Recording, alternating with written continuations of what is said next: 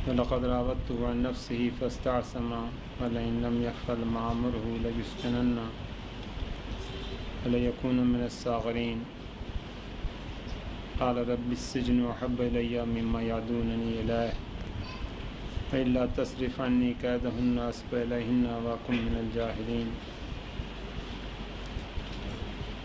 فاستجاب له ربه فصرف عنه كيدهن إنه هو السميع العليم ثم بدا لهم من بعد ما رأوا الآيات ليسجننه حتى حين کہا کہ وہی ہے کہ تم ملامت کرتی تھی مجھے اس میں، اور میں نے اس کو قریب کیا اس کے نفس کے لیے تو اس نے عصمت اختیار کی، اور اگر وہ نہیں کرے گا جو میں حکم دیتی تو قید کیا جائے گا، ہو جائے گا صاغرین میں سے۔ کہا کہ پالنے والے قید مجھے زیادہ پسند ہے اس سے کہ جس کی طرف یہ دعوت دیتی ہیں، اور اگر تو نہیں ہٹائے گا مجھ سے ان کی چال کو تو میں ان کی طرف جا پڑوں گا اور ہو جاؤں گا میں جہالت والوں میں سے۔ تو قبول کیا اس کے لیے ان کے رب نے اور ہٹا دیا ان سے ان کی چال کو، وہ سمیع العلیم ہے۔ پھر ظاہر ہوا ان کے لیے جب کہ نشانیاں دیکھیں کہ انہیں قید کر دیں ایک مدت تک کے لیے، جیسا کہ سورہ یوسف کے سلسلے میں کیا تھا کہ انداز یہ ہے کہ یوسف کی دنیا اپنی طرف کھینچتی اور وہ ان کمالات کی حفاظت کرتے۔ یہ بہترین نصیحت ہے تمام انسانوں کے لیے، جیسا کہ خمینی نے بھی اپنے درس میں لکھا ہے کہ یہ جنگ ہمیشہ ہمیشہ کی جنگ ہے۔ انہوں نے اپنی 40 جو حدیثوں کی شرح لکھی ہے اس میں 31 حدیثیں اخلاقیات پر ہیں اور 9 حدیثیں عقائد پر، اور بجائے اس سے کہ صرف حدیث کا ترجمہ لکھتے مختلف موضوعات اخلاق پر اس کا درس دیا ہے، یعنی تقریباً نفسیاتی علاج کیا ہے۔ یہ میں سائیکولوجی کی کتابیں انگریزی کی آج سے 15-20 سال پہلے لاہور میں کثرت کے ساتھ پڑھی، جتنی کتابیں مل سکتی تھی لائبریری میں۔ میں نے دیکھا کہ وہ لوگ زیادہ تر صرف یہ بتاتے ہیں کہ انسان میں ترقی کرنے نہ کرنے کی جو خرابی ہے اس کو بیان کرتے، علاج نہیں بیان کرتے۔ لیکن خمینی نے علاج بیان کیا، جیسا کہ حسد کے سلسلے میں بعض چیزیں عرض کی تھیں۔ انہوں نے کہا کہ تم بچپن سے یاد کرتے آئے ہو کہ عقیدہ تمہارا یہ ہے کہ اول توحید دوسرے عدل، کہ بچپن سے یہ یاد رکھا تم نے کہ خدا عادل ہے، اور پھر ابھی جب تمہارے دوسرے کسی کو خدا اپنی نعمت دیتا، اولاد کی، مال کی، عزت کی، شہرت کی، طاقت کی، حسن کی، کسی چیز کی بھی نعمت دیتا تو تم سمجھتے کہ خدا اس کو غلط دے رہا ہے، نہیں دینا چاہیے۔ حسد کا مطلب یہی ہے کہ تم کہاں سے عادل ہو، عدالت کا عقیدہ تم کہاں سے رکھتے خدا کے بارے میں، خدا کو عادل نہیں سمجھتے۔ پھر اور باتیں بیان کی کہ جس سے اندازہ ہوتا کہ انسان واقعاً متاثر ہو اور آئندہ کے لیے عملی زندگانی میں سمجھ جائے کہ حسد نہیں کرنا چاہیے، کہ بہت بڑی بات یہ ہے کہ یہ عیب میرا دور ہو جائے، صرف معلوم کر لینا کہ یہ عیب ہے اس سے کوئی فائدہ نہیں ہے۔ اس لیے میں خیال کیا کہ انہوں نے 9 حدیثیں کی شرح لکھی عقائد کے بارے میں، کہ اس میں سے ایک بھی میں نہیں دیکھی ابھی، لیکن 31 جو اخلاقیات کے بارے میں اس میں سے غالباً 10-12 آ چکی ہے۔ یہ 4 پہلی کتابی شکل میں ہے اور باقی 7-8 ضرور رسالوں کی شکل میں ہے۔ میں خیال کیا کہ جو آدمی یہ پڑھتا اور مثلا حسد کا بیان شروع ہوا، سب نے شوق سے سننا شروع کیا، اس وجہ سے کہ یہ عیوب جو بیان کیے گئے ہیں یہ ہر آدمی میں یہ عیب موجود ہے، نہ کہ واقعاً عیب ہے کہ وہ کرتا ہے، بلکہ ہر آدمی میں کچھ کیفیت مزاجی ہے کہ وہ کیفیت مزاجی اگر حد سے بڑھ جائے تو عیب ہے، حد سے گھٹ جائے تو عیب ہے، صرف درمیان میں رہنا کمال ہے. جیسے غضب ہے، غضب کے بیان میں اخمین نے لکھا ہے کہ اگر غضب کی قوت کم ہو جائے یہ عیب ہے انسان میں، بہت سی خرابیوں بیماریوں کا سبب ہے. اگر غضب زیادہ ہو جائے تو انسان اصل حیوان ہو جاتا، چہرہ سرخ ہو جاتا، شعلے نکلنے لگتے، کیا کیا برائیاں ہوتی، کیا کیا توہین کرتا، قتل کرتا. یہ مصیبت ہے. اس کو درمیانہ رہنا چاہیے. اس لیے یہ نہیں ہے کہ یہ عیب یہ عیوب جو بھی بتائے گئے ہیں یہ کوئی ہماری پریشانی کا سبب ہے، نہیں، یہ فطرت میں موجود ہے. حتیٰ کہ محمد الدین اسلام نے دعا مکارم الاخلاق میں ان تمام عیوب کو اپنی ذات کے لیے ذکر کیا اور خدا سے دعا کی. اس لیے نہیں کہ یہ عیوب ان میں تھے، نعوذ باللہ، اس لیے کہ صلاحیت ان تمام عیوب کی ہم میں موجود ہے. مثلا یہ قوت، طاقت، اگر حد سے زیادہ میں طاقت استعمال کروں، ایک بچہ کمزور ہے اس میں طاقت استعمال کرتا، اس کو تحور کہتے ہیں، یہ عیب ہے. اگر جہاں طاقت استعمال کرنا چاہیے میں بزدلی دکھائی، یہ بزدلی ہے. یہ طاقت کا بیلنس ہونا، اس کو شجاعت کہتے ہیں. پیسہ خرچ کرنا یہ بھی ایک صفت انسانی ہے. ضرورت سے زیادہ اسراف ہے، گناہ کبیرہ میں سے. ضرورت سے کم میں بخل ہے، کہ سوچ سمجھ کر کے ایک نظام ایک اوسط طریقے سے ہو، عقلی طریقے سے ہو، اسے سخاوت کہتے ہیں. لہذا یہ صلاحیتیں ہر ایک میں موجود ہیں. اور جیسا کہ میں عرض کیا تھا کہ اگر یہ صلاحیت عیب کی نہ ہو پھر آخرت کی لذت نہیں ہے. آخرت کی لذت سب کی سب خداوند عالم کے امور عقلی بنا پر ہیں. امام جعفر صادق نے کہا تھا راوی سے کہ کیا تمہارا خیال ہے کہ جس چیز کو میں سمجھتا نہیں اس پر عقیدہ رکھ رہا ہوں. آخرت کے امور یہ عقیدے کے طور پر نہیں ہیں، ہم لوگ عقیدے کے طور پر سمجھتے ہیں، بلکہ خود ایک نظام مقرر ہے.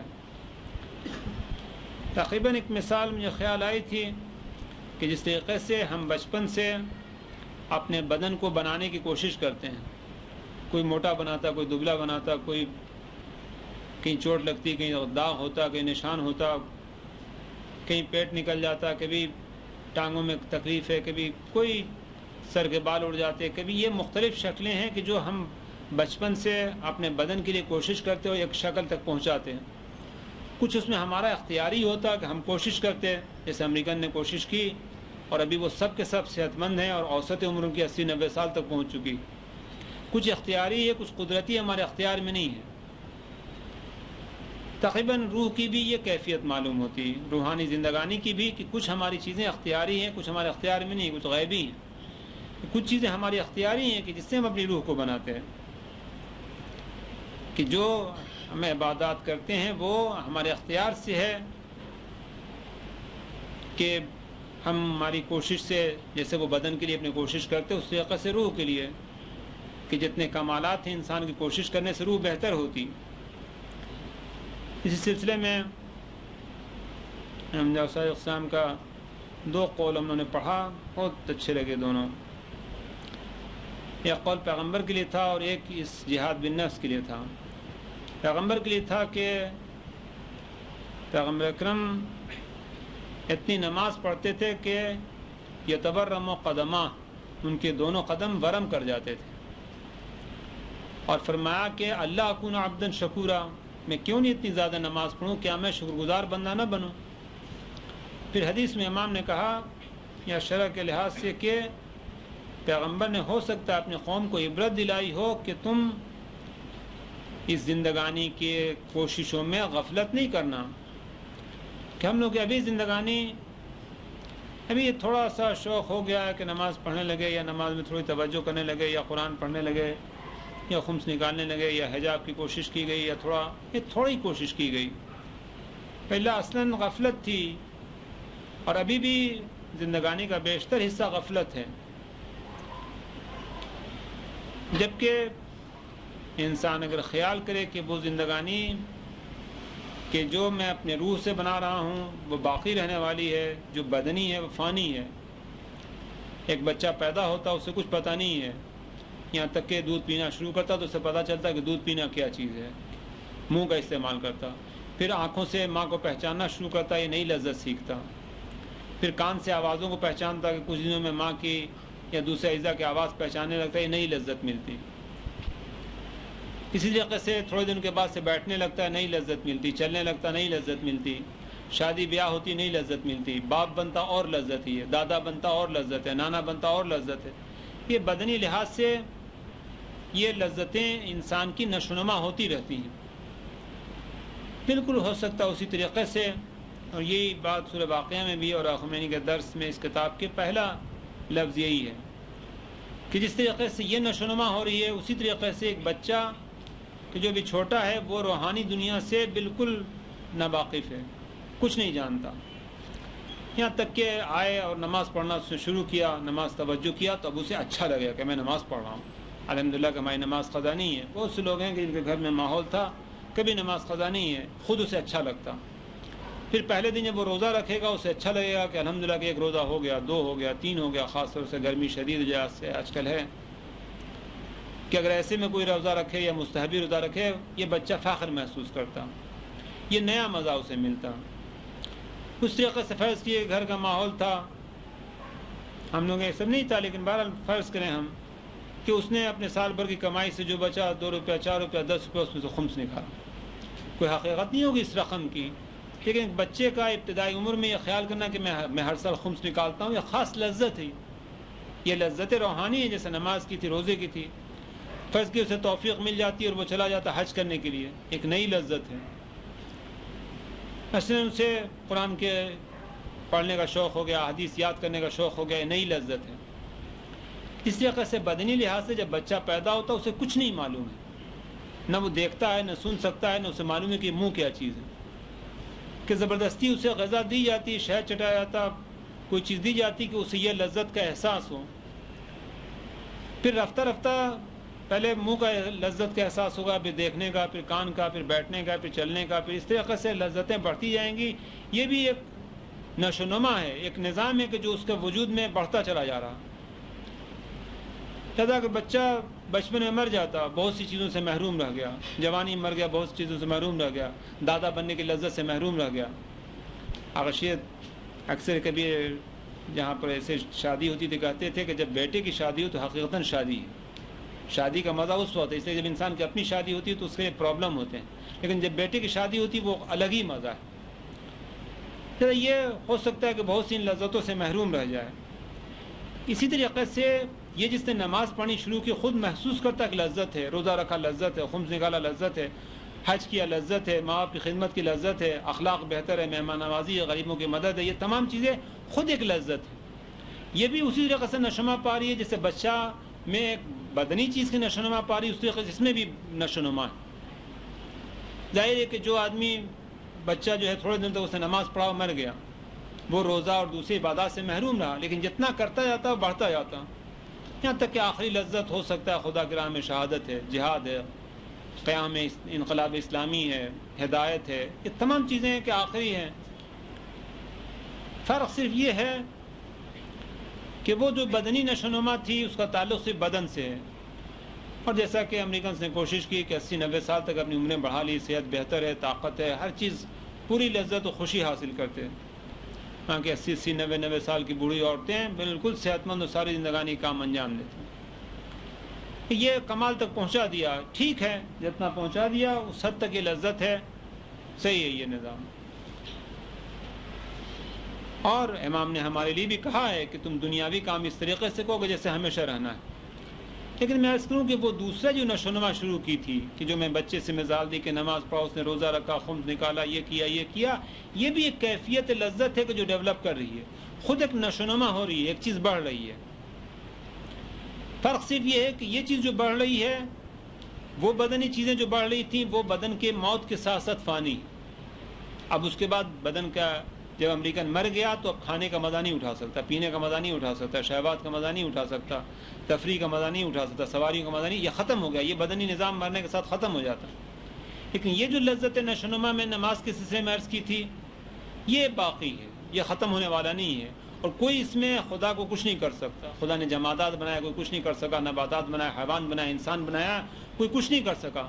اس طریقے سے خداوند عالم نے یہ ایک چیز بنائی ہے کہ دائمی بنائی کہ ہمیشہ رہنے والی ہے، کوئی کچھ نہیں کر سکتا. اس لیے کہ کسی چیز کے لیے کسی میں کوئی طاقت ہے ہی نہیں. ہم گواہی دیتے ہیں کہ لا الہ الا اللہ، کوئی طاقت کے جو اثر انداز سوائے اللہ کی نہیں ہے.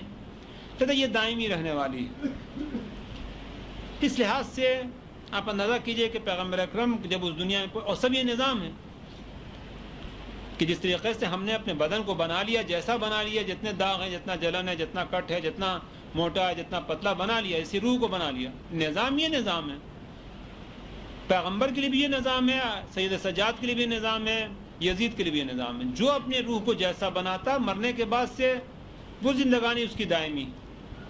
اس لیے ہم جب صلی اللہ علیہ وسلم نے پیغمبر کی اس ارشاد کے بعد فرمایا کہ پیغمبر رات بھر نماز پڑھتے تھے حتیٰ یتورم قدماہ، کہ ان کے دونوں قدم ورم کر جاتے تھے. یہ اس لیے کہ یہ ان کی امت کے لیے عبرت ہو، کہ تاکہ امت غافل نہ ہو کہ ہماری زندگانی ابھی غفلت میں ہے. یعنی ہم جتنی نماز پڑھنی چاہیے یا جتنی توجہ سے پڑھنی چاہیے، ہم نماز بھی جو پڑھتے ہیں اس کا سارا جملہ ہمارے لیے سرمایہ روح نہیں بنتا. بعض جملے بنتے ہیں، بعض نہیں بنتے، بیشتر نہیں بنتے. لہٰذا جو نماز پڑھتے ہیں اس میں زیادہ روحانی بنانے کی ضرورت ہے، جو ہمارے نفس کو اثر انداز ہو. کیا حدیث ہے کہ نماز کا صرف وہ حصہ قبول ہوگا جو دل سے کہا جائے. اس کے لیے جو نماز پڑھتے ہیں اس سے زیادہ نماز پڑھ سکتے ہیں. جتنا ہم قرآن پڑھتے ہیں اس سے زیادہ پڑھ سکتے ہیں. جتنے ہم لوگ خمس نکالتے ہیں زیادہ نکال سکتے ہیں. جتنے روزے سال بھر رکھتے ہیں اس سے زیادہ مستحبی روزے رکھ سکتے ہیں. کہ پیغمبر کبھی ایک دن ناغا کر کے رکھتے ہیں، کبھی مسلسل رکھتے ہیں، کبھی چھوڑ دیتے ہیں. کہ تمام لوگ مستحبی روزے بہت رکھتے ہیں، ہم اس سے زیادہ رکھ سکتے ہیں. زیادہ قرآن پڑھ سکتے ہیں، زیادہ ماں باپ کی خدمت کر سکتے ہیں، زیادہ اخلاق سے پیش آ سکتے ہیں، زیادہ غریبوں کی زیادہ کر سکتے ہیں. کہ یہ سب سرمایہ آخرت ہے. اور یہ تمام چیزیں ہمارے لیے لذت اس کی محسوس ہو رہی ہے کہ ایک اخروی، ایک روحانی کیفیت میری بن رہی ہے تمام اعمال کی وجہ سے. اور یہ جتنی بنتی چلی جا رہی ہے، فرق صرف یہ ہے کہ یہ دائمی بن گئی ہے، یہ ختم ہونے والی نہیں. جو چاہ کرے خداوند عالم نے جس چیز کو جیسا چاہ بنا دیا، کوئی کچھ نہیں کر سکتا. یہ جو میں نے بنا دیا یہ دائمی ہے، یہ ہمیشہ باقی رہنے والی. لہذا ہم سال بھر میں صرف 3 شبوں میں تھوڑی سی عبادت کر لیتے ہیں. لیکن پیغمبر، فاطمہ زہرا، سید سجاد، علی بن ابی طالب کے پیغمبر فاطمہ علیہ السلام کے بارے میں کثرت کے ساتھ معلوم ہے کہ یہ روزانہ ان کی رات نماز شب قدر کے اعمال تھے. روزانہ کثرت کے ساتھ نماز پڑھتے تھے.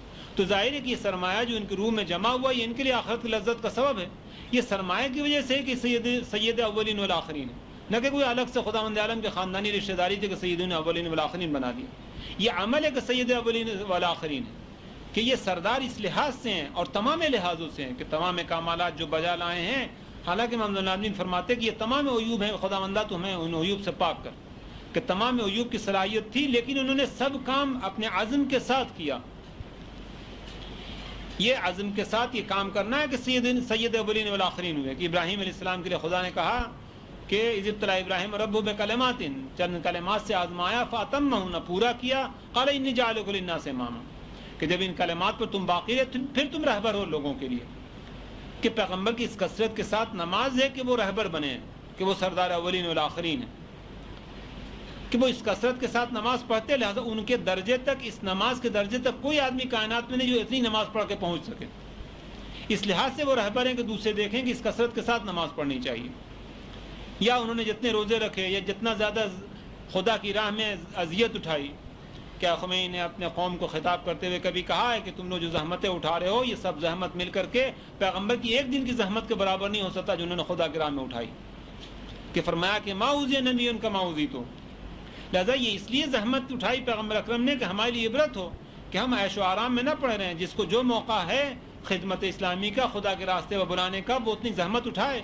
یہ گرمی کی فکر نہیں کرے یا آسائش کی فکر نہیں کرے. کہ نجیب الآغا میں کہا کہ تم سے گرمی میں کہا جاتا ہے، تم کہتے ہو گرمی میں. سردی میں کہا جاتا ہے تو سب سردی. یہ سب بہانے ہیں. کام کرنے والے سب گرمی میں بھی کرتے، کمائی کے لیے کوئی نہیں رکتا. ہر طرف کمانے کے لیے گرمی اور سردی کا خیال نہیں ہوتا. لہذا پیغمبر نے اس لیے زحمت اٹھائی. لہذا یہ پیغمبر کی اس کثرت نماز کے سلسلے میں امام نے فرمایا کہ پیغمبر نے اس کثرت کے ساتھ نماز پڑھی کہ یتورم قدمہ، کہ ان کے دونوں قدم برم کر جاتے تھے. اور فرماتے تھے کہ اللہ اکون عبدا شکورا، کہ میں شکر گزار بندہ نہ بنوں. یہ اس لیے کیا کہ تاکہ ان کی قوم کے لیے عبرت ہو. کیا عبرت ہو کہ وہ غفلت نہ کریں. اس لیے کہ یہ ہماری زندگانی میں جیسا کہ میں نے عرض کیا کہ ہمارا بیشتر وقت غفلت میں صرف ہو جاتا. ہم آخرت کے لیے کم سرمایہ لے کے جا رہے ہیں. لہذا اس غفلت کی وجہ سے کم سرمایہ لے کے جا رہے ہیں. اس کو زیادہ کر سکتے ہیں، ہمارے پاس وقت ہے، اور بیشتر اوقات ہمارا غفلت میں صرف ہوتا کہ جو کام کر سکتے نہیں کر پاتے. کہا کہ اس لیے میں کیا کہ تاکہ ہماری قوم میں غفلت نہ ہو اور وہ اپنے آخرت کی تیاری کے لیے زیادہ محنت کریں. چونکہ پیغمبر کے برابر جو نماز پڑھ کے جائے گا، پیغمبر کے برابر نماز والی لذت اسے ملے گی، دوسرے اعمال کی نہیں پیغمبر کے برابر ملے گی۔ لیکن جو شخص پیغمبر کے برابر نماز پڑھ کے جائے ظاہری اور باطنی اعتبار سے، اگر ممکن ہو فرض کے لیے، تو پیغمبر کو جو نماز کا بدلہ ملے گا وہی اس کو ملے گا، اس لیے کہ یہ روحانیت ایک نظام ہے۔ اس لحاظ سے فرمایا کہ اس لیے پیغمبر کرتے تھے کہ تاکہ ان کے قوم کے لیے عبرت اور وہ غفلت نہ کریں۔ پھر بعد میں اس چیز کے بیان میں کہ یہ جو ہماری زندگانی میں یہ اس لیے کیا کہ غفلت نہ ہو اور لوگ تیاری کریں۔ بہرحال یہ خمینی نے اس کو اس طریقے سے بیان کیا کہ جو یہاں سورے میں ہے کہ یوسف اپنے کمالات کو بچاتے اور کوشش کرتے کہ دنیاوی چیزیں کہ جو ہمارے دامن کو کھینچتی ہیں ادھر متوجہ نہ ہوں اور ان کمالات کی حفاظت کریں۔ کہ یہ خمینی نے کہا ہے کہ یہ جہاد ساری زندگانی ہے، کہا ہے کہ یہ تمہارے زندگانی میں خداوند عالم نے 7 قوتیں دی ہیں۔ ایک دیکھنے کی قوت ہے، ایک سننے کی قوت ہے، سونگنے کی قوت ہے، ہاتھ پیر کی قوت ہے، پیٹ کی قوت ہے، شہوات کی قوت ہے۔ یہ 7 قوتیں دی ہیں اور یہ سب قوتوں کو تم اپنے خیال سے استعمال کرتے ہو۔ اگر یہ خیال تمہارا شیطان کی وجہ سے ہے، خواہشات کی وجہ سے ہے، نفس کی وجہ سے ہے، تو تمہارے تمام بدن جو ہے لشکر شیطانی بن جاتے ہیں۔ اور اگر یہ تمام اعضاء کو تم استعمال کرتے ہو عقل کی بنا پر یا شرع کی بنا پر، تو یہ تمام تمہارے جو قوتیں ہیں یہ لشکر رحمانی بن جاتے ہیں۔ پھر کہا کہ یہ جنگ ساری زندگانی ہے، کہ انسان میں جو فرمایا ہے کہ علیکم بالجہاد الاکبر، تم پر جہاد اکبر فرض ہے، یہ ساری زندگانی ہے۔ یعنی ایسا نہیں ہے کہ ابھی ہم نے یہ بات کر لی یا ہر ہفتے ہم بات کر لیتے ہیں اور اس کے بعد ہم عمل کر لیں گے، نہیں ہے۔ چونکہ جب ہم ان باتوں کو سننے کے بعد ارادہ کریں گے اچھے کام کرنے کا، تو یہ ہم اپنے ارادے پر کامیاب نہیں ہو سکتے، چونکہ یہ شیطانی قوتوں سے مقابلہ ہمارا ہمیشہ ہے۔ اس لیے فرمایا کہ یہ جہاد اکبر کرتے رہو، چونکہ اگر جہاد نہیں کیا تو وہ شیطان تو تمہیں چھوڑنے والا نہیں ہے، وہ جلدی شکست دیتا اور قبول کرتے ہیں۔ اس لیے یہ جہاد اکبر ساری زندگانی ہے۔ اور اسی چیز کو میں نے بھی عرض کیا کہ انسان کے لیے توجہ اور کوشش کی ضرورت ہے کہ وہ ان کاموں کی طرف توجہ کرے کہ جو اس کے کمالات روحانی کا سبب ہیں، چونکہ جہاں تک احادیث سے 100% یقین ہے، خمینی نے بھی کہا ہے کہ یہ تمام انبیاء، تمام کتابیں، تمام شہداء، مفکرین، عقلاء اس لیے نہیں آئے تھے کہ انسان صرف شہوت پورا کرے اور مر جائے۔ ضرور اس لحاظ سے انسان اخروی زندگانی کے لیے تیاری کرے۔ لہٰذا یہ غفلت کی وجہ سے کہ اگر انسان یہ خیال کرے، خدا باقی صاحب نے فرمایا کہ میں اپنے شیعوں کو ماروں کہ وہ ہر ہفتے آئیں اور حرام و حلال سیکھیں، کہ یہ صرف انسان سن لینے سے کامیاب نہیں ہوگا، چونکہ شیطان ہمیشہ موجود ہے۔ اور جیسا کہ انہوں نے کہا کہ ساری زندگانی یہ جہاد ہے، کہ انسان ساری زندگانی یہ مشکل ہے کہ اگر ذرا غفلت کی، اگر ہر ہفتے متوجہ نہیں ہوا، جیسا کہ امام نے کہا کہ مجھے آخرت کے لیے تیاری کرنا ہے، تو یہ دوسری پارٹی جو ہے وہ غفلت میں نہیں ہے، وہ شکست دیتی ہے۔ یعنی کبھی بھی ہم نے خیال کیا کہ جہاد کرنے کی ضرورت نہیں، آرام سے ابھی جو نماز روزہ ہے چلنے دو، یہ اگر خیال کیا تو شیطان ضرور غالب آ جاتا کہ انسان ہمیشہ جہاد میں ہے، کہ پیغمبر نے فرمایا کہ تمہارے لیے جہاد اکبر ہے، یہ جہاد بالنفس ہے، کہ تاکہ میں اپنے عقل اور شریعت کے ذریعے سے ان 7 قوتوں کو استعمال کروں اور شہوات و خواہشات سے نہ استعمال کروں، کہ یہ جہاد اکبر ساری زندگانی کبھی یہ ختم نہیں ہے، تاکہ انسان آخرت کے لیے زیادہ سرمایہ تیار کرتا۔ اس میں ایک قول تھا امجد صادق کا کہ اس سلسلے میں تمہاری مدد کرنے والی چیزیں بہت سے بیان کیا ہے۔ ایک خوف خدا ہے، ایک بھوک و پیاس ہے، راتوں کا جاگنا ہے، کہ یہ چیزیں ہیں کہ جو انسان کے لیے مددگار ہوتی ہیں کہ شہوات کو توڑ سکے۔ اور شہوات کو لے آنے والی چیزیں تمام تقریباً وہ ہیں کہ جو تقوی کے سلسلے میں ذکر کی گئی ہے، کہ بہت سے ایسی چیزیں ہیں، فرض کیے کہ اگر انواع و اقسام کی غذا میرے سامنے ہے، مال زیادہ ہے، عیش و عشرت کے سامان زیادہ ہیں، یہ سب قوتیں شیطانی رغبتیں ہیں کہ سب حلال ہے، لیکن یہ سب امکانات اس چیز کے ہیں کہ میرے شیطانی قوتیں غالب آ جائیں گی اور میں اپنے قوا کو شیطان کے اختیار میں دے دوں گا. کہ جس طریقے سے بھوک و پیاس مددگار ہوتی ان شہوات کو توڑنے کے لیے اور عقلی اور شرعی لشکروں کو بیدار کرنے کے لیے، اسی طریقے سے جتنے مواقع خواہشات کے ہیں، مثلا اگر عمدہ دعوت کے دسترخوان بچھا ہوا عمدہ سامان موجود ہے، یہ پورا سامان موجود ہے کہ شیطان اپنے پورے ہتھیاروں کے ساتھ تیار ہے کہ ہمیں شکست دے اور اس کی قوتیں غالب آئیں، اور میرا جو قوت ارادی ہے وہ اس کی اطاعت کر کے میرے قوا سب کے سب شیطانی لشکر بن جائیں. حالانکہ سب حلال ہے، کوئی خرابی نہیں ہے، لیکن یہ سامان اس چیز کا ہے کہ میرے خیال جو ہے وہ شیطان کے تابع چلا جائے اور میں بدن جو ہے وہ شہوات کے مطابق خواہشات کے مطابق لشکر شیطانی بن جائے. بہت مشکل ہے کہ انسان بقول یوسف اپنے آپ کو قید کر لے ایک روٹی اور مختصر سے غذا میں، کہ یہ عمدہ چیز موجود ہے لیکن مجھے معلوم ہے کہ میرے لیے ابھی زیادہ کھانا بعد میں کھانے کے بعد جب فرصت ہوتی، صبح بیداری کے وقت نماز کے لیے، یہ سب میرے لیے وہی زنان مصری کا دامن کھینچنا ہے.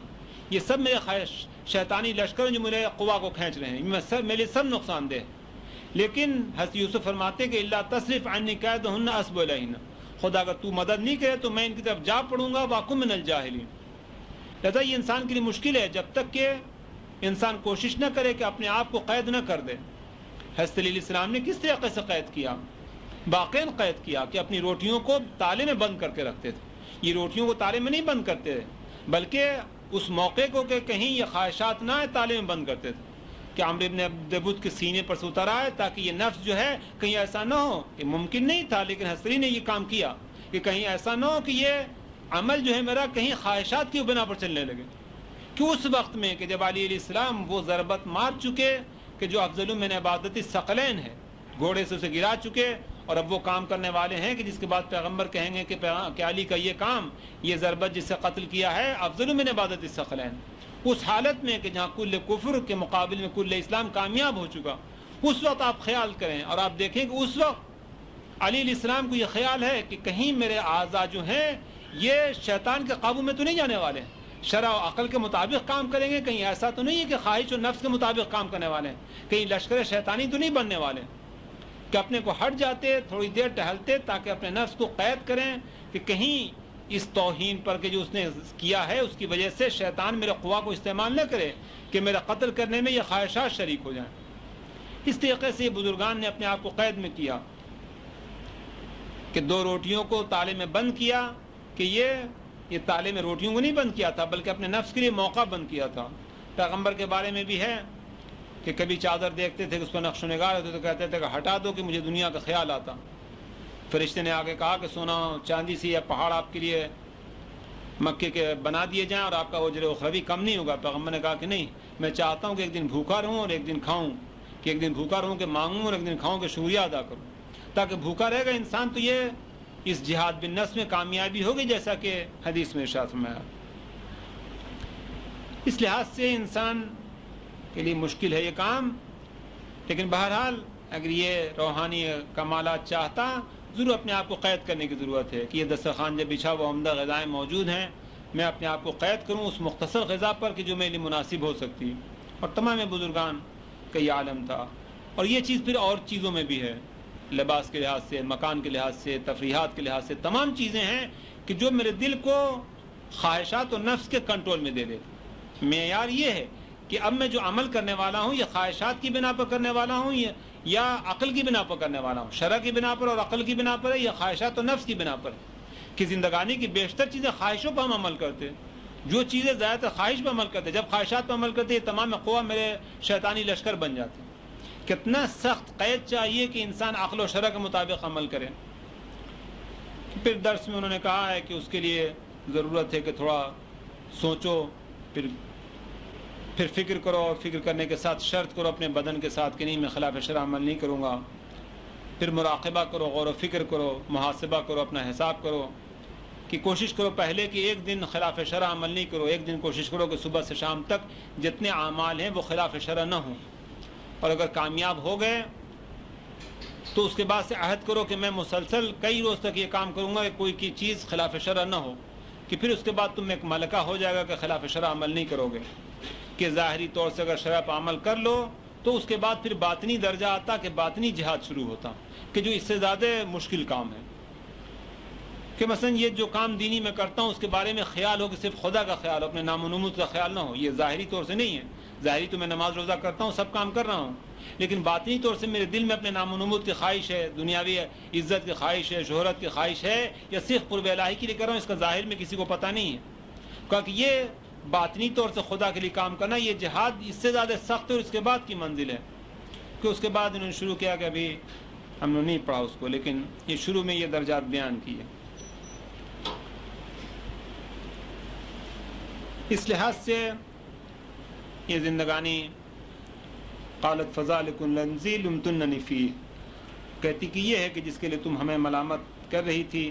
وَلَقَدْ رَابَطْتُهُ عَنْ نَفْسِي، میں نے اس کو اس کے نفس کے لیے قریب کیا. فَاسْتَعْصَمَ، اس نے اپنے آپ کو عصمت اختیار کی. عصمت کہتے ہیں زور سے چپک جانے کو، کہ زور سے انسان چپک جاتا.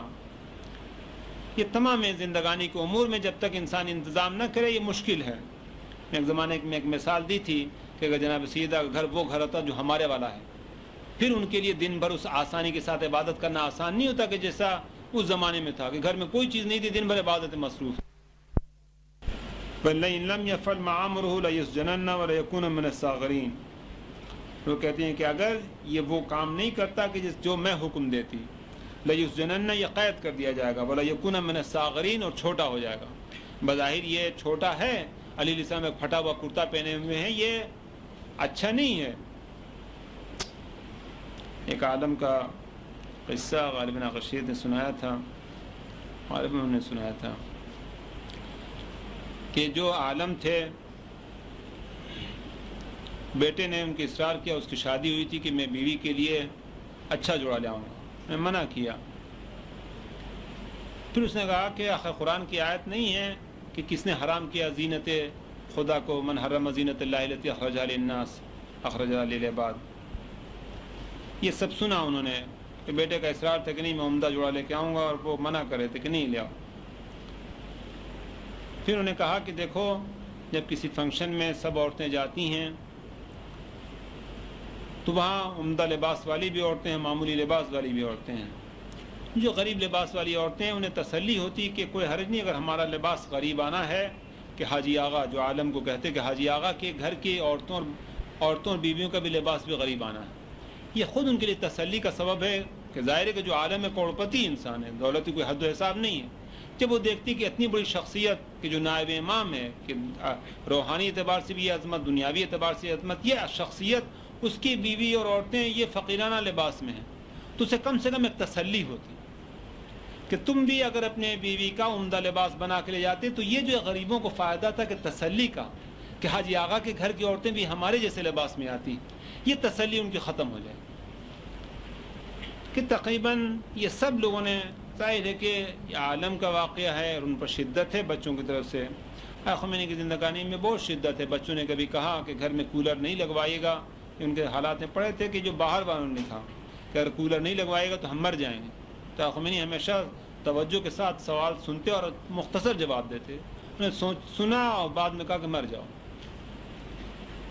سنا کہ بچوں نے کہا کہ یہ نجف کی گرمی کے 50 سینٹی گریڈ ہے، اگر کولر نہیں لگوائے گا، نہ کہ ایئر کنڈیشنر، کولر نہیں لگوائیے گا تو ہم مر جائیں گے. سنا بولا مر جاؤ. کہ یہ تمام بزرگان نے اپنی زندگانی کو سخت کیا. ابھی خمینی 7 محل شاہ کے موجود ہیں، اس میں قیام کر سکتے ہیں، 2-4 نوکر اچھے رکھ سکتے ہیں، گدے اچھے بنا سکتے ہیں، تھوڑا اچھی کار میں سفر کر سکتے ہیں، اچھے غذائیں کھا سکتے ہیں. یہ جملے میں نے آج کہیں عرض کیے. اور اس کے بعد کہا کہ لیکن اگر یہ کریں گے تو اس کے بعد ان کی تقریر میں وہ بات نہیں رہ جائے گی کہ جو اتنی بڑی قوم کو سنبھالے ہوئی، اتنی بڑی جنگ کو جاری رکھی ہوئی. کہ پھر یہ کمالات کی جو عظمتیں ہیں یہ اس وقت حاصل ہوتی ہیں کہ جب یہ قید میں انسان ڈالا جاتا. لہذا اگر وہ کہتی کہ اگر لم یفعل ما امرہ لیسجنن ولیکون من الصاغرین، کہ یہ قید کیا جائے گا اور ورنہ یہ چھوٹوں میں سے ہو جائے گا. یہ چھوٹوں کی مثال انگریزوں کے زمانے میں یاد آئی کہ اس زمانے میں ہمارے بیشتر جو بزرگان تھے، انگریز باہر سے آیا تھا، ہماری تہذیب وہاں پر اسلامی موجود تھی، ہندوؤں کی اپنی تہذیب موجود تھی، انہوں نے حفاظت کی، ہماری اپنی تہذیب تھی. لیکن لوگوں نے اپنی بیویوں کو صرف اس لیے بے پردہ کیا کہ انگریز کے سامنے جائیں گے تو وہ خوش ہوگا کہ ہاں یہ آرتھوڈاکس نہیں یا قدیم خیالات کا نہیں، اس لیے بے پردہ کیا. اس لیے نمازیں نہیں پڑھتے تھے کہ بولیں گے یہ اٹھک بیٹھک کرتا ہے. اس لیے حج کے لیے نہیں جاتے تھے کہ صرف اس کے سامنے گھٹیا نہ بن جائے. کہ یہاں بھی وہ یہی کہتی کہ وَلَا يَكُونَ مِنَ الصَّاغِرِينَ کہ ان چیزوں کو خیال کرتے کہ گھٹیا سب کام ہے. قال رب السجن احب الی مما یدوننی الیہ. خداوندہ فرمایا یوسف نے کہ یہ قید کہ علی کی طریقے سے 2 سوکھی روٹیوں کی قید ہو، پھٹے کپڑے کی قید ہو، یا پیغمبر اکرم کی وہ زندگانی کی جو سختیوں والی زندگانی تھی. اس طریقے سے تمام بزرگان یا خمینی کہ جو ایک معمولی گھر میں ابھی بھی رہتے، حالانکہ شاہ کے سب محل ان کے لیے موجود ہیں، کہ اپنے آپ کو قید میں کرتے ہیں، اس وجہ سے کہ اس قید میں ہیں کہ جہاد میں نفس کامیابی کے ساتھ ہو سکتا. بہت مشکل ہے میرے سامنے اگر معمولی روٹی دال ہو تو میں اس جہاد میں زیادہ آسانی کے ساتھ کامیاب ہو جاؤں گا بنسبت اس کے کو عمدہ غذائیں موجود ہیں. جہاد دونوں حالتیں موجود ہے لیکن زیادہ آسانی ہے. پھر میں اگر عاقل ہوں، میں سمجھنا چاہتا ہوں کہ میں بہتر نماز پڑھوں، میں سمجھنا چاہتا ہوں کہ میں اپنی روحانی ترقی کے لیے کوشش کروں، تو میں عاقل ہوں کہ اپنے کو قید کروں اس روٹی دال میں اور نہ جانے دوں اس طرف. یہی حال تمام دنیا کا عیش و عشرت کا ہے. عمدہ سواری، عمدہ جائیداد، عمدہ مال، عمدہ عزت، شہرت کا زیادہ ہونا، نام کا زیادہ ہونا، یہ سب خراب کرتا. کیا خمینی بچپن سے جہاں اور چیزوں کے مخالف تھے، حتیٰ اپنا نام نہیں چاہتے تھے، کہ جہاں نہیں چاہتے تھے کہیں صدر کے طور پر ان کا نام و عزت زیادہ ہو، اس حد تک بھی. اس لیے کہ خود مجھے یہ خیال کہ شہر میں میری شہرت میرے کو خراب کرتا. کہ ان تمام چیزوں سے کوشش کی ہے کہ نام نہ ہو. کہ ابھی اور انقلاب آ گیا، ابھی بھی انہوں نے کہا، ابھی بھی اس طریقے سے پیش کیا، کہا کہ مجھے امام نہ کہو. کہ اس لفظ امام سے ہندوستان پاکستان میں فائدہ اٹھایا گیا کہ اپنے آپ کو امام کہلواتے ہیں، حالانکہ عرب وغیرہ میں کوئی معیوب چیز نہیں ہے. کل میں نے انچولی میں کہا تو نقوی صاحب نے بتایا کہ نہرو جب گیا تھا تو وہاں عرب والوں نے اس کو رسول امن قرار دیا تھا، کہ لفظ رسول وہ استعمال کرتے نہرو کافر کے لیے. لیکن یہاں پر اس سے فائدہ اٹھایا گیا. اس پر انہوں نے تقریر کی اور کہا کہ میں کسی سے نہیں کہتا کہ مجھے کوئی لقب دو، مجھے خادم قوم کہو. کہ حتیٰ کہ یہ خیال کہ لوگ ان کو شہرت دیتے، ان کا نام لیتے، ان کو امام کہتے، یہ بھی نفس کو خراب کرتا کہ اس کی مخالفت کرتے. حتیٰ اتنا فوٹو چھپنا کہ ایک شخص کہ جو ان کے سمان عمری میں ابھی ہم نے پڑھا اور پہلے بھی آقاشیر سنا چکے تھے، ایک شخص نے ان کی کلر تصویر لبنان میں بہت شاندار 5000 چھپائی. ایک کاپی لے آ کر انہوں نے دی، دیکھ کر کے اس کا خیال تھا کہ بہت خوش ہوں گے، جیسے بادشاہ نے انعام دیتے ہیں اس لیے خوش ہو جائیں گے کم سے کم. میں کتنی کاپی چھپائی؟ بولا 5000. بولا سب لے آؤ. یہ بہت خوش ہوا کہ یہ 5000 کاپی مانگی. لے آئے، مصطفیٰ خمینی سے کہا کہ لے جاؤ اس کو سرداب میں ڈال دو. بولے کیا کھیل تم نے مچایا، جاؤ.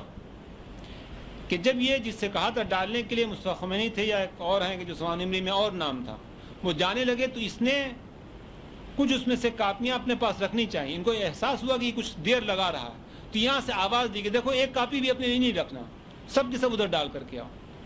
کہ یہ بھی خیال کرتے، خود میرا خیال کہ ہر طرف اتنی شاندار فوٹو لگی ہوئی ہے. ابھی ہمارے وزیر اعظم کے سلسلے میں اخبار میں ایک دن بہت سی چیزیں آئی تھی، اس میں تھا کہ انہوں نے اپنے خاص فوٹو اپنے خاص دستخط کے ساتھ تمام لوگوں کو بھیجی تھی کہ یہ خود شوق ہے کہ میری فوٹو ہر جگہ لگی ہوئی. یہ بھی نفس کو انسان کو خراب کرتا. لہذا انسان کمالات کے لیے، جہاد بالنفس کے لیے کن کن چیزوں سے جہاد کرنا ضروری ہے کیا ہم اندازہ کر سکتے ہیں. میں یہ جملہ بھی کہیں عرض کیا تھا کہ سلمان فارسی اگر ان کے گھر میں اچھا بستر ہوتا، اچھی غذا ہوتی، اچھا گھوڑا ہوتا، اچھی سواری ہوتی، اچھا مال ہوتا، تو ایمان کے اس 10 درجے پر نہیں پہنچ سکتے تھے کہ جب کہ وہ اس حالت میں پہنچے ہیں کہ گھر کا ان کا اتنا سامان تھا کہ ایک گدھے پر سامان ان کا بھر جاتا، اس سے زیادہ نہیں تھا. پھر بھی کہتے تھے کہ ہو یہ سامان زیادہ ہے. پیغمبر نے کہا کہ تخففوا تلحقوا، اپنے سامان کم رکھو تاکہ بارگاہ میں میرے آسانی کے ساتھ ملاقات ہو سکو. اس وقت یہ کہتے تھے. قال رب السجن احب الی مما یدوننی الیہ. حضرت یوسف فرماتے کہ یہ قید، کبھی مال کی قید ہے، کبھی روٹی کی قید ہے، کبھی لباس کی قید ہے، کبھی اچھے بنگلے سے اپنے آپ کو معمولی مکان میں قید ہے، کہ یہ سب انسان کے لیے حقیقت نعمت خدا ہے. اب بشرطے کہ اس خیال سے ہو کہ ہم اپنے روحانیت کو کمال تک پہنچائیں. وہ روٹی دال کے جو انسان کھائے، یہ خدا کی قسم یہ نعمت ہے اس کے لیے، بشرطے کہ اس نیت کے ساتھ کھائے تاکہ صبح کی عبادت کے ذریعے سے اپنے لیے آخرت کا سامان کرے. وہ معمولی لباس اس کے لیے ہزاروں گنا کروڑوں روپے کے زیادہ قیمتی ہے کہ جو اس لیے کرے تاکہ عبادت کی طرف شوق ہے، تاکہ روحانیت کو کمال تک پہنچائے کہ زندگانی دائمی. قال رب السجن احب الی مما یدوننی الیہ. کہا کہ پالنے والے یہ قید کی زندگانی مجھے زیادہ پسند ہے. پیغمبر نے بھی اسی طریقے سے جو جھوپڑی بنائی تھی اپنی، جب مدینہ تشریف لائے ہیں انتقال کیا، اس جھوپڑی سے اضافہ نہیں ہوا، یعنی جسے حجرہ کہتے ہیں اسی حجرے میں انتقال کیا، اس میں ایک کا بھی اضافہ نہیں کیا. ایک بلکہ حضرت صاحب نے باغ میں کہا کہ ایک اینٹ کا بھی اضافہ نہیں کیا، اسی میں رہے. حالانکہ خیبر میں بہت پیسے آئے تھے، اصحاب کو بہت تقسیم کیے آپ بھی اپنے لیے بنا سکتے ہیں، لیکن نہیں، ایک اینٹ نہیں رکھی اپنے مکان کے لیے کہ رب سین احب الی مما یدعون الیہ، تاکہ چونکہ سمجھ رہے تھے کہ نظام بدنی یہ ہے، جیسے ہم بدن کا نظام بناتے ہیں، اس سے نظام بدنی اور روحانی یہ ہے کہ اگر یہ مکان عمدہ بنایا تو وہ کمالات اور وہ عبادت میں نہیں کر سکتا کہ جو ابھی کر رہا ہوں، لہذا اپنے آپ کو بچانے کے لیے سختی کی تھی۔ پھر انبیاء کا ایک اور طریقہ ہے کہ جو عجیب و غریب ہے، قرآن مجید میں شاید پہلے بھی عرض کیا تھا، کہ خدا سے کے سامنے اپنے آپ کو بہت ذلیل کر کے پیش کرتے، کہ یہ سب عظمت ہے ان لوگوں کی جو ابھی تک بیان کیا ہے، لیکن پھر حضرت یوسف ان تمام عظمتوں کے بعد خدا کے سامنے کتنا ذلیل اپنے کو کر دیتے ہیں، حالانکہ کوئی ایسی بات نہیں تھی، وہ خود ضرور اس پر قادر تھے، لیکن کہتے ہیں کہ وَإِلَّا تَصْرِفْ عَنِّي كَيْدَهُنَّ أَصْبُ إِلَيْهِنَّ، بالا رہا اگر تو ان کے شر سے نہ بچائے میں بچنے والا نہیں۔ تمام انبیاء کی یہ دعا ہے، وَإِلَّا تَصْرِفْ عَنِّي كَيْدَهُنَّ۔ خود محمد العابدین کے مکارم الاخلاق سے حیرت ہوتی ہے کہ تمام عیوب اپنے لیے ذکر کر کے خدا سے دعا کی، وَإِلَّا تَصْرِفْ عَنِّي كَيْدَهُنَّ۔ خمینی نے بھی اس درس میں کہ جہاں کہا ہے کہ تم خلاف شرع عمل نہ کرو، کہا ہے کہ خدا سے دعا کرو تو ضرورزاری کرو کہ خدا تمہاری مدد کرے، کہ وَإِلَّا تَصْرِفْ عَنِّي كَيْدَهُنَّ، خدا بندہ اگر تو ان کی چال کو تو انتظام نہ کر کے میں ان کی چال مجھ سے ہٹ جائے، أَصْبُ إِلَيْهِنَّ، اس دنیا کی طرف میں جا پڑوں گا، وَأَكُن مِّنَ الْجَاهِلِينَ، اور میں جاہلوں میں سے ہو جاؤں گا۔ یہ جہالت ہے کہ انسان بنگلوں کے چکر میں، یہ جہالت ہے کہ عمدہ دنیا داری کے چکر میں، یہ جہالت اس لیے کہ اسے سمجھ نہیں ہے۔ ایک لڑکا کہ جس کا امتحان قریب ہے اور اس میں وہ خوب اچھے بناؤ سنگار کرتا، تفریحات کرتا، عمدہ غذاؤں کے چکر میں کیا پک رہا ہے کیا ہے، یہ نہ کہا جائے گا کہ دنیا دار، یہ جہالت ہے تمہاری، کہ ابھی تو تمہیں ہوش نہیں رہنا چاہیے، تمہارا امتحان ایک ہفتے کے بعد ہے، ہر وقت پڑھنا چاہیے، یہ حماقت کہی جائے گی، نہ کہ یہ بدکاری کہی جائے گی۔ اسی طریقے سے حضرت یوسف نے نہیں کہا کہ میں دنیا دار ہو جاؤں گا، فرماتے کہ میں جاہل ہو جاؤں گا اگر میں ان لوگوں کے چکر میں، اس دنیا داری کے چکر میں آ جاؤں، کہ یہ انسان کی جہالت ہے کہ اپنی روحانیت کو قوی نہیں کرتا، جبکہ اسے معلوم ہے ایمان ہو کہ روحانیت ہماری ہمیشہ ہمیشہ کی لذت کا سبب، اور کتنی لذت کہ کسی نفس کو دنیا میں پتہ نہیں کتنی لذت کا سبب، یہ نماز روزہ جس کو میں نے ذکر کیا ہے، یہ دنیا میں یا آخرت میں کتنی لذت ہوگی کسی کو پتہ نہیں۔ پھر یہ ہماری جہالت ہے کہ ہم اس کے لیے تیاری نہ کریں، نہ کہ دنیا داری ہے، نہ کہ گناہ ہے، بلکہ جہالت ہے کہ اس کا ہم تیاری نہیں کرتے۔ جیسے ایک شخص کام کرنے کے لیے یورپ کے ملک میں گیا یا کسی اور ملک میں جہاں بہت تنخواہ ملنے والی ہے، وہ بجائے اس کے کہ نوکری پر چڑھے روزانہ گلیوں میں گھومنا شروع کرتا، دیکھتا کہ تو بہت اچھی گلیاں ہیں، یہ بہت اچھے مارکیٹ ہے، روزانہ گھوم رہا ہے، تفریحات کر رہا ہے۔ یہ جہالت ہے کہ تم یہاں سے پیسہ کماؤ تاکہ ملک میں لے جا کر کے اپنے گھر کے انتظامات کرو، نہیں ہے کہ بدکاری ہے اور برائی ہے، یہ گناہ ہے، بلکہ جہالت ہے کہ جو اس خیال نہیں ہے کہ وَأَكُن مِّنَ الْجَاهِلِينَ، کہ میں ان کی طرف جا پڑوں گا، اس دنیا کی طرف، اور جاہلوں میں سے ہو جاؤں گا، مجھے سمجھ نہیں ہے کہ مجھے آخرت کی تیاری کرنی چاہیے۔ فَاسْتَجَابَ لَهُ رَبُّهُ، یہ خدا کا جواب بھی بہت عمدہ ہے کہ صرف دعا کے بعد چھوڑ دیتے تو کافی تھا، خدا نے جواب دیا کہ نہیں، تمہارے رب نے تمہاری دعا قبول کی۔ کہ تمام بزرگان نے کہا ہے کہ جب اپنے نفس کی اصلاح کے لیے خدا سے دعا کرو، خدا مدد کرے گا، کوشش کو ان چیزوں کے لیے خود سے نہیں ہو سکتا۔ فَاسْتَجَابَ لَهُ رَبُّهُ، چونکہ اس کا وعدہ ہے کہ ادعونی استجب لکم، مجھ سے دعا کرو میں قبول کروں گا۔ ہم نے کتنی دعائیں کی کہ خدا بندہ مکان دے دے، کتنی دعائیں کی کہ خدا بندہ ایک سواری دے دے، کتنی دعائیں کی کہ خدا بندہ بیوی دے دے، کتنی دعائیں کی کہ خدا اولاد دے دے، کتنی دعائیں کی کہ بیٹا بیٹی کی شادی ہو جائے، کتنی دعائیں کی کہ پوتا پوتی ہو جائے، کتنی دعائیں کی ہیں، لیکن ہم نے کبھی دعا کی ہے کہ خدا بندہ ہمیں نماز شب والا بنا دے، کبھی دعا کی ہے کہ خدا بندہ مجھے مستحب روزے کے توفیق دے دے، کبھی دعا کی ہے کہ خدا بندہ مجھے ماں باپ کے سامنے ذلت کے لیے توفیق دے دے، کبھی دعا کی ہے کہ خدا بندہ مجھے روحانیت کے لیے توفیق دے دے۔ یہ جھوٹ ہے ہمارا کہنا، وجہ یہ ہے کہ اس پر ایمان ہے، اس پر ایمان نہیں ہے۔ اس کے لیے درد ہے جب اولاد نہیں ہوتی، درد ہوتی، جب بچہ بیمار ہے تو درد ہے اس کی صحت چاہتے، جب گھر میں کھانے کی کمی ہے تو درد ہے کہ خدا روزی دے دے، اس کے لیے درد نہیں ہے، نہیں ہے احساس، ایمان نہیں ہے۔ اس لیے محمد باقی نے کہا ہے کہ ضرور توجہ کرو تم، کہ ہم نے کبھی دعا نہیں کی ہے۔ میں نے درس میں کہا ہے کہ اس جہاد بالنفس کے لیے خدا سے دعا کرو کہ خدا تمہاری مدد کرے۔ فَاسْتَجَابَ لَهُ رَبُّهُ، کہ اس کا رب اس کے لیے دعا قبول کرتا۔ فَصَرَفَ عَنْهُ كَيْدَهُنَّ، کہ خدا نے ان سے ان کی چالوں کو دور کر دیا۔ إِنَّهُ هُوَ السَّمِيعُ الْعَلِيمُ، کہ وہ یقیناً سننے والا اور علم والا ہے۔ یہ ہو گیا۔ پھر اس کے بعد بھی آخری آیت اس رکوع میں متوجہ کرتا خداوند عالم کہ لیکن اگر اس راستے پر ہو تو تھوڑی زحمت کے لیے تیار رہو، کہ ثم بدا لهم من بعد ما رأوا الآیات لیسجننه حتی حین، کہ پھر ان کا ظاہر ہوا جب انہوں نے نشانیوں کو دیکھا کہ اسے قید میں ڈال دیں ایک مدت کے لیے۔ اللہم صلی علی محمد وآل محمد۔ لہذا یہ زندگانی پیغمبر اکرم کی، انہوں نے یہ سختیاں برداشت کی، اور عجیب جملہ خمینی کا معلوم ہوا کہ جو انہوں نے کہا ہے کہ یہ زحمتیں جو تمہیں حاصل ہو رہی ہیں میری امت کے لوگوں، یہ جہاد اسلامی کے لیے زحمتیں اٹھا رہے ہو، یہ تمام زحمت پیغمبر کی ایک دن کی زحمت کے مقابل نہیں۔ عجیب رونے والا جملہ ہے کہ پیغمبر نے کتنی اذیت اٹھائی ہے کہ یہ شہادتیں، اتنے ہاتھ پیر زخمی ہو رہے ہیں، اتنی عورتیں بیوہ ہو رہی ہیں، اتنے بچے یتیم ہو رہے ہیں، اتنی تباہی ایران میں ہے، اور خمینی فرماتے ہیں کہ تمہاری تمام زحمتیں پیغمبر کی ایک دن کی زحمت کے مقابل نہیں۔ کتنی اذیت اٹھائی ہوگی کہ پیغمبر نے خود ارشاد فرمایا کہ ما اوذی نبی ان کا اوذیت۔ ابھی میں نے سے عرض کیا، کچھ محرم وغیرہ کے سلسلے میں گفتگو تھی کہ علی علیہ السلام بعد از پیغمبر اکرم جن لوگوں نے قبضہ کیا ان کی مخالفت نہیں کرتے، ان کے ساتھ مسجد میں شریک ہیں، ان کے ساتھ ساتھ ہیں، اور اپنی طرف لوگوں کو متوجہ کر رہے ہیں کہ ان کی نماز میں شریک ہیں، تاکہ نماز کے بعد جب کوئی شخص سوال کرنے والا خلیفہ سے سوال کرتا اسے جواب معلوم نہیں، کہتا کہ علی سے پوچھو۔ کس طریقے سے ان کے ساتھ شریکت کیا، فوراً اپوزٹ پارٹی نہیں بن گئے، فوراً لڑنے بھیڑنے پر نہیں تیار ہو گئے، بلکہ ان کے ساتھ ساتھ ہیں تاکہ رفتہ رفتہ دلوں کو متوجہ کریں کہ 25 سال اس طریقے سے علی نے پھر سے کام شروع کیا کہ بعد از پیغمبر اکرم علی علیہ السلام کی طرف توجہ 100% ہونی چاہیے تھی۔ پیغمبر غدیر میں اعلان کر چکے تھے، لیکن بعد از پیغمبر اکرم علی کے پاس صرف 4 آدمی تھے جن کی توجہ تھی، 4 تھے یا 3.5 تھے، کوئی نہیں تھا۔ علی نے نہیں چھوڑ دیا اس میدان کو، کہیں اور نہیں چلے گئے، بلکہ اس روز سے پھر اول روز سے کام کرنا شروع کیا، 25 سال تک پھر خدمت کرنی شروع کی۔ کتنی اذیت علی کو اس 25 سال میں ہوئی ہوگی کہ تاکہ 25 سال کے بعد یہ قوم متوجہ ہوئی کہ علی اس قابل ہے کہ ان کا اتباع کیا جائے۔ اور پھر آپ نے دیکھا کہ جب ان کو موقع ملا کیا خدمت انجام دی، نجم آغا کیا حیرت انگیز ہے، اور کیا خدمت انجام دی۔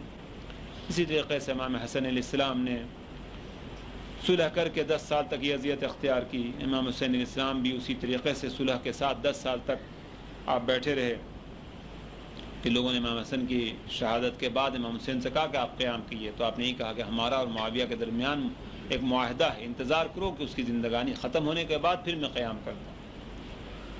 پھر اس کے بعد امام حسین علیہ السلام نے قیام کیا، فرمایا کہ میں بطرن وریان کسی اطراحٹ کے لحاظ اور اقتدار کے لحاظ سے نہیں جا رہا ہوں، بلکہ میں اس لیے جا رہا ہوں کہ دیکھ رہا ہوں کہ حلال خدا حرام کیا جا رہا ہے۔ اس لحاظ سے کربلا کے میدان میں آئے اور ایسا شو پیش کیا کہ جس میں صرف ایسے افراد کو جمع کیا کہ جو روز عاشور قیام کرنے والے تھے، سختی کے ساتھ اپنی جانوں کو دینے والے تھے، اور شب عاشور چراغ گل کیا تھا اسی لیے کہ کل کا دن سخت دن ہوگا، اس قید میں کل کے دن جو بند ہونا ہے، جس میں بھوک و پیاس کی قید ہوگی، دشمن کی سختی ہوگی، ایسی حالت میں اس قید میں کون ہے کہ جو باقی رہے گا، کون ہے کہ جو کہیں ایسا نہ ہو کہ کل بھاگ جائے۔